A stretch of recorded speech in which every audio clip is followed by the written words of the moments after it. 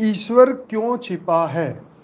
ये बेसिकली जो हम इसको देखेंगे, ईश्वर कौन है, ईश्वर को नहीं, ईश्वर क्यों छिपा हाँ, हुआ है? वो पहले हम उसको जानेंगे कि जिसने सृष्टि को सर्जन किया और वही छिप गया, वही छुप गया। सूर्य की तरह दिखाई क्यों नहीं देता सबके हाँ, सामने?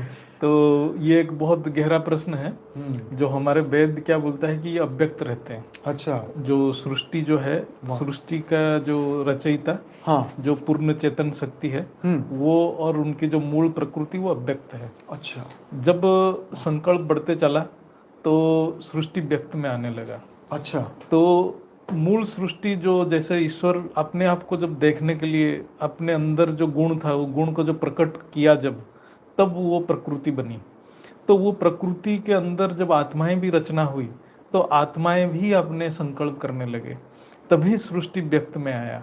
इसीलिए जो मूल ईश्वर है, जिसको हम रचयिता कहते हैं, वो हर पल अव्यक्त ही रहता है। और वो जब सृष्टि में, जैसे सृष्टि में वो तीनों रूप में प्रकट होते हैं समय के साथ, जैसे सृष्टि को संचालन करना पड़ता है उनको। जैसे सृष्टि का सर्जन किया तो रक्षण करेंगे, रक्षण करने के बाद विसर्जन भी होता है। ये तो हमारे सभी लोअर डायमेंशन में होता है, लेकिन जब हायर डायमेंशन में जाते हैं, जब ज्ञान में है, मल्टीवर्स के ऊपर की जो सृष्टि है, वहाँ तो सारे अव्यक्त हैं। मतलब आत्मा भी अव्यक्त है, रचना भी अव्यक्त है, रचयिता भी अव्यक्त है। तो वहाँ डायरेक्ट आत्मा परमात्मा से कनेक्ट होते हैं, लेकिन हमारे जो सृष्टि है वहाँ पर ईश्वर अव्यक्त रहते हैं।